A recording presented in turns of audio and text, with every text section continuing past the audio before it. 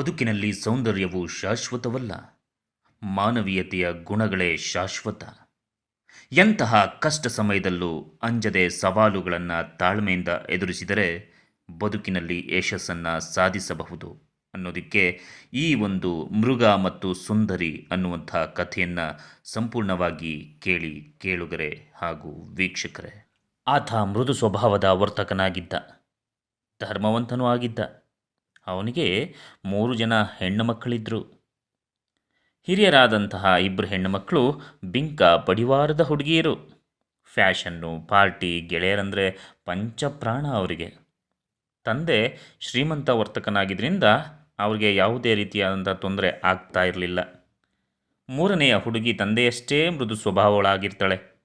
ಆಕೆಗೆ ತಂದೆಯ ನೆಮ್ಮದಿ ಮುಖ್ಯ. ರೂಪವತಿಯಾಗಿದ್ದ ಆಕೆಯನ್ನು ಎಲ್ಲರೂ ಸುಂದರಿ ಅಂತಲೇ ಕರೀತಾ ಇರ್ತಾರೆ. ಹೀಗಿದ್ದಾಗ ವರ್ತಕನ ಕಷ್ಟಗಳು ಪ್ರಾರಂಭ ಆಗ್ತವೆ. ಅವನ ವ್ಯಾಪಾರ ಕುಸಿದು ಬೀಳುತ್ತೆ. ಬರಬೇಕಾಗಿದ್ದಂತಹ ಹಣ ಬರಲೇ ಇಲ್ಲ. ಸರಕುಗಳನ್ನು ತರೋದಕ್ಕೆ ದೂರದ ದೇಶಕ್ಕೆ ಪ್ರಯಾಣಿಸಿದ್ದ ಹಡಗುಗಳು ಹಿಂದಿರುಗಲೇ ಇಲ್ಲ. ಅವನ ಸಾಲಗಳು ಅವನನ್ನು ಬಾಧಿಸತೊಡಗ್ತವೆ. ಇದ್ದ ಬದ್ದಂತಹ ಸ್ಥಿರಾಸ್ತಿ, ಚರಾಸ್ತಿ ಎಲ್ಲವನ್ನೂ ಕೂಡ ಮಾರಿ ಸಾಲವನ್ನು ತೀರಿಸ್ತಾನೆ. ಉಳಿದ ಪುಟ್ಟ ಮೊತ್ತದಲ್ಲಿ ಹಳ್ಳಿಯ ಕಡೆ ಒಂದು ಮನೆಯನ್ನು ಕೊಂಡು ತನ್ನ ಹೆಣ್ಣು ಮಕ್ಕಳನ್ನು ಕರೆದು ಹೇಳ್ತಾನೆ, ಮಕ್ಕಳೇ, ನನ್ನ ಸ್ಥಿತಿ ನಿಮಗೆ ಈಗಾಗಲೇ ತಿಳಿದಿದೆ. ನಾವಿನ್ನೂ ನಗರದಲ್ಲಿ ವಾಸಿಸೋದು ಕಷ್ಟ. ಆದ್ದರಿಂದ ಹಳ್ಳಿಗೆ ಹೋಗಬೇಕಾಗಿದೆ. ದಯಮಾಡಿ ಸಹಕರಿಸಿ ಅಂತ ಆ ವರ್ತಕ ತನ್ನ ಹೆಣ್ಣು ಮಕ್ಕಳಿಗೆ ಹೇಳ್ತಾನೆ. ಮೊದಲ 2 ಹುಡುಗಿಯರಿಗೆ ಆಘಾತ, ನಿರಾಸೆ. ಮೊದಲು ತಾವು ಹಳ್ಳಿಗೆ ಸುತಾರಾಮ್ ಬರುವುದಿಲ್ಲವೆಂದು ಹಠ ಹಿಡಿತಾರೆ. 3ನೇ ಹುಡುಗಿ ಮಾತ್ರ ಹೊರಡೋದಕ್ಕೆ ಸಿದ್ಧ ಆಗ್ತಾಳೆ. ಹೋಗಬೇಕಾದಂತಹ ಅನಿವಾರ್ಯತೆಯನ್ನು ತಿಳಿದು ಮೊದಲ 2 ಮಕ್ಕಳು ಅಳುತ್ತಲೇ ತನ್ನ ತಂದೆಯ ಜೊತೆ ಹೊರಟೋಗ್ತಾರೆ. ಬಡತನದಿಂದ ವರ್ತಕನಿಗೆ ಮತ್ತು ಸುಂದರಿಗೆ ಅಷ್ಟೇನು ತೊಂದರೆ ಆಗಲಿಲ್ಲ. ಅವರ ಜೀವನ ತುಂಬ ಸರಳ ಆಗಿರುತ್ತೆ. ಹೀಗಿದ್ದಾಗ ಒಂದು ದಿನ ವರ್ತಕನ ಅಳಿದುಳಿದ ಹಡಗು ಬರುವ ಸುದ್ದಿ ಬಂತು. ವರ್ತಕ ಹಡಗನ್ನು ಸ್ವಾಗತಿಸೋದಕ್ಕೆ ನಗರಕ್ಕೆ ಹೋಗ್ತಾನೆ. ಆಗ 2 ಹಿರಿಯ ಹೆಣ್ಣು ಮಕ್ಕಳು ಬಟ್ಟೆ, ಒಡವೆ, ಅಲಂಕಾರದ ವಸ್ತುಗಳ ಪಟ್ಟಿ ನೀಡಿದ್ರೆ ಸುಂದರಿ ತನಗೊಂದು ಗುಲಾಬಿ ಹೂಗಳ ಗೊಂಚಲು ತರಬೇಕು ಅಂತ ಕೇಳ್ಕೊಳ್ತಾಳೆ. ವರ್ತಕ ಹಡಗಿಗಾಗಿ ಕಾಯ್ತಾ ಕೂತ್ಕೊಳ್ತಾನೆ. ಆದರೆ ಅದು ಬರಲೇ ಇಲ್ಲ. ತುಂಬ ನಿರಾಸೆಯಿಂದ ಹಳ್ಳಿಗೆ ಆ ವರ್ತಕ ಹೊರಟೋಗ್ತಾನೆ. ಗಾಡಿಗೆ ಕಾಸಿಲ್ಲದೆ ನಡೆದುಕೊಂಡು ದಟ್ಟ ಅರಣ್ಯದಲ್ಲಿ ಸಾಕ್ತಾನೆ. ಹೊತ್ತು ಬೇರೆ ನೆತ್ತಿಗೇರಿದೆ. ಹಸಿವಿನಿಂದ ತುಂಬ ಬಳಲ್ತಾ ಇದ್ದಾನೆ ಆ ವರ್ತಕ. ಇದ್ದಕ್ಕಿದ್ದಂತೆ ಕಾಡಿನ ನಡುವೆ ಒಂದು ಭವ್ಯವಾದಂತಹ ಬಂಗಲೆಯೊಂದು ಗೋಚರಿಸುತ್ತೆ. ಆ ಬಂಗಲೆ ಎಷ್ಟೊಂದು ತುಂಬ ಸುಂದರವಾಗಿತ್ತು ಅಂತಂದರೆ ಅದೊಂದು ಮನೋಹರ ಅರಮನೆ. ಆದರೆ ಅಲ್ಲಿ ಯಾರೂ ಕೂಡ ವಾಸವಾಗೇ ಇರಲಿಲ್ಲ. ನಿರ್ಜನವಾದಂತಹ ಪ್ರದೇಶ ಆಗಿರುತ್ತೆ. ಮೌನವಾಗಿತ್ತು ಅಲ್ಲೆಲ್ಲ. ತುಂಬ ಭಯದಿಂದ ಎಲ್ಲವನ್ನೂ ನೋಡುತ್ತಾ ಸಾಕ್ತಾನೆ. ಅಲ್ಲೊಂದು ಕೋಣೆಯಲ್ಲಿ ಭಕ್ಷ್ಯ ಭೋಜ್ಯಗಳನ್ನು ಇಡಲಾಗಿತ್ತು. ಹಸಿವನ್ನು ತಾಳಲಾರದೆ ಆ ಭಕ್ಷ್ಯ ಭೋಜ್ಯಗಳ ಇಟ್ಟಿರುವ ಸ್ಥಳಕ್ಕೆ ಹೋಗಿ ಎಲ್ಲವನ್ನು ಕೂಡ ಊಟ ಮಾಡ್ತಾನೆ. ಭೋಜನವನ್ನು ಸವಿದ ನಂತರ ಹೊರಗಡೆ ಬಂದ. ಪುಷ್ಪವನದಲ್ಲಿ ಗುಲಾಬಿಗಳನ್ನು ನೋಡ್ತಾನೆ. ತನ್ನ ಮಗಳು ಸುಂದರಿಗಾಗಿ ಒಂದು ಗೊಂಚಲು ಹೂಗಳನ್ನು ಕಿತ್ಕೊಳ್ತಾನೆ. ಇದ್ದಕ್ಕಿದ್ದಂತೆ ಸಿಡಿಲು ಹೊಡೆದಂತಹ ಶಬ್ದ. ಭೀಕರ ಮೃಗವೊಂದು ಉಗ್ರ ಶಬ್ದದಿಂದ ಗರ್ಜಿಸುತ್ತಾ ಅವನನ್ನು ಕೊಲ್ಲಲು ಅವನ ಕುತ್ತಿಗೆಗೆ ಕೈ ಹಾಕುತ್ತೆ. ಆಗ ವರ್ತಕ, ಅಯ್ಯೋ ದೇವರೇ ಕಾಪಾಡು, ಅಯ್ಯ ನನ್ನನ್ನು ಕೊಲ್ಲಬೇಡ, ನನ್ನ ಮೇಲೆ ಕರುಣೆ ತೋರು ಅಂತ ವರ್ತಕ ಬೇಡಿಕೊಳ್ತಾನೆ. ನಾನು ಅಯ್ಯನೂ ಅಲ್ಲ, ದೇವರೂ ಅಲ್ಲ, ಮನುಷ್ಯನೂ ಅಲ್ಲ, ನನ್ನಲ್ಲಿ ಕರುಣೆ ಇಲ್ಲ, ಇರಲು ಸಾಧ್ಯವೂ ಇಲ್ಲ, ನಿನ್ನನ್ನು ಸೀಳಿ ತಿಂದು ಹಾಕುತ್ತೇನೆ ಎಂದು ಕತ್ತನ್ನು ಹಿಸುಕತೊಡಗುತ್ತೆ. ಆಗ ವರ್ತಕ, ಕೊಲ್ಲಬೇಡ, ನನ್ನ ಮಗಳಿಗಾಗಿ ಒಂದು ಗೊಂಚಲು ಗುಲಾಬಿ ತಗೊಂಡಿದ್ದು ಅಪರಾಧವೇ ಅಂತ ವರ್ತಕ ಕೇಳಿದಾಗ, ತಿಂದಿದ್ದಿ, ತೇಗಿದ್ದಿ, ಗುಲಾಬಿ ಕಿತ್ತಿದ್ದಿ. ಈ ರೀತಿಯಾಗಿ ಮೃಗ ಸಿಟ್ಟಿನಿಂದ ಅಬ್ಬರಿಸಿ, ಕೇಳು, ನಿನ್ನ ಬದಲಾಗಿ ನಿನ್ನ ಮುದ್ದು ಮಗಳನ್ನು ತಂದುಕೊಟ್ಟರೆ ನಿನ್ನನ್ನು ಕೊಲ್ಲುವುದಿಲ್ಲ. ನೀನು ತಪ್ಪಿಸಿಕೊಳ್ಳಲಾರೆ. ಈ ಬುಟ್ಟಿ ತೆಗೆದುಕೋ, ಇದರೊಂದಿಗೆ ಹೋಗು. ನಾಳೆ ಸಂಜೆ ಒಳಗೆ ನಿನ್ನ ಮಗಳನ್ನು ಕರೆತರದಿದ್ದರೆ ನಿನ್ನನ್ನು ನಿನ್ನ ಮಗಳನ್ನು ಒಟ್ಟಿಗೆ ಮುಗಿಸುತ್ತೇನೆ ಅಂತ ಹೇಳಿಬಿಡುತ್ತೆ. ಪ್ರಾಣ ಉಳಿಯಿತೆಂದು ಸಮಾಧಾನಗೊಂಡು ಬುಟ್ಟಿಯೊಂದಿಗೆ ತನ್ನ ಮನೆಗೆ ಹಿಂದಿರುಗಿದ. ತನ್ನ ಮಕ್ಕಳನ್ನು ಕರೆದು ಮೃಗದ ಬಗ್ಗೆ ತಿಳಿಸ್ತಾನೆ. ಆದರೆ ಹಿರಿಯ ಹೆಣ್ಣು ಮಕ್ಕಳಿಬ್ಬರೂ ಕೂಡ ಅರಣ್ಯಕ್ಕೆ ಹೋಗೋದಕ್ಕೆ ಒಪ್ಪಲೇ ಇಲ್ಲ. ಚಿಕ್ಕ ಮಗಳು ಸುಂದರಿ ಮಾತ್ರ ನಾನು ಹೋಗ್ತೀನಿ ಅಪ್ಪ ಅಂತ ಹೇಳ್ತಾಳೆ.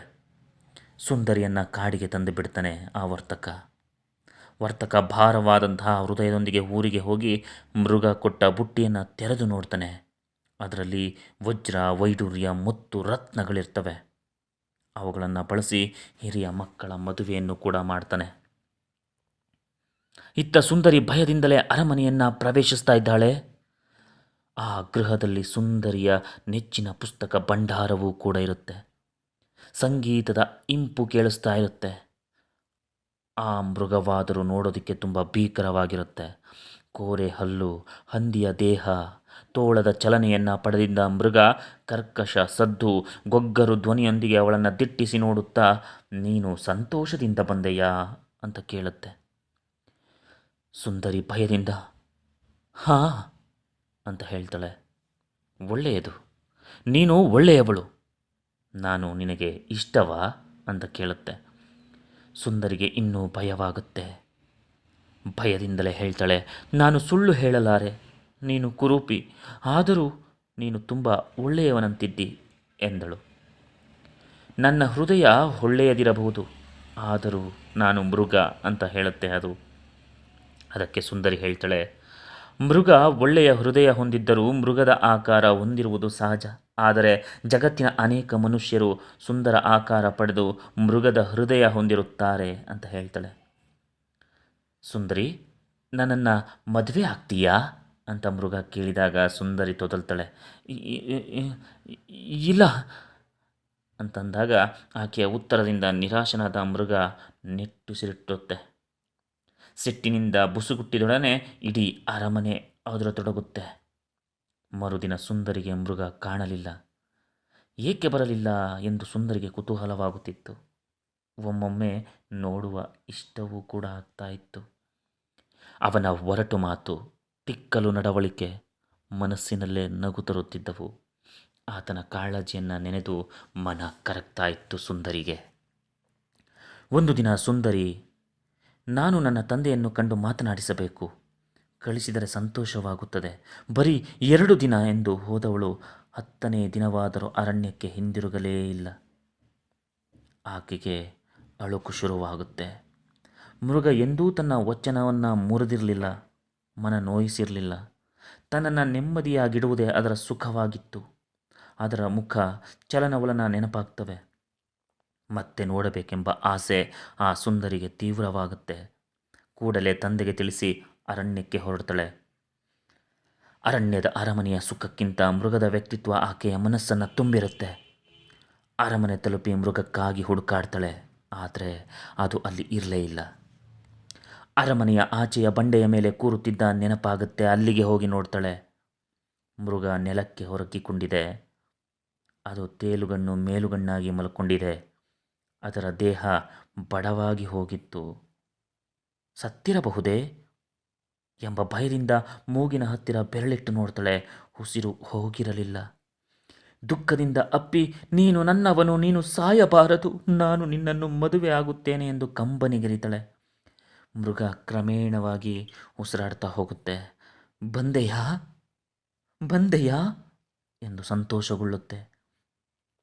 ನೀನಿಲ್ಲದೆ ನನಗೆ ಊಟ ಸೇರಲಿಲ್ಲ, ನನಗೆ ನಿದ್ರೆ ಬರಲಿಲ್ಲ ಅಂತ ಹೇಳುತ್ತೆ. ಸುಂದರಿ, ಪ್ರೀತಿಸುವುದು ಮಾತ್ರವಲ್ಲ, ನಿನ್ನನ್ನು ನಾನು ಮದುವೆ ಆಗುತ್ತೇನೆ ಅಂತ ಹೇಳ್ತಾಳೆ. ಮೃಗ ಸಂತೋಷಕ್ಕೆ ಕುಣಿದು ಕುಪ್ಪಳಿಸುತ್ತೆ.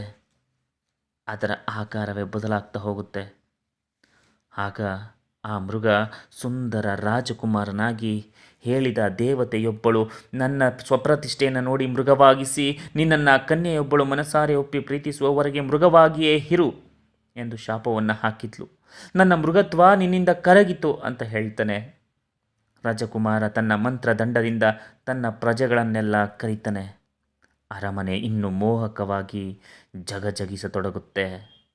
ಸುಂದರಿ ಮತ್ತು ರಾಜಕುಮಾರ ಮದುವೆಯಾಗಿ ನೆಮ್ಮದಿಯಿಂದ ರಾಜ್ಯಭಾರವನ್ನು ನಡೆಸ್ತಾ ಹೋಗ್ತಾರೆ.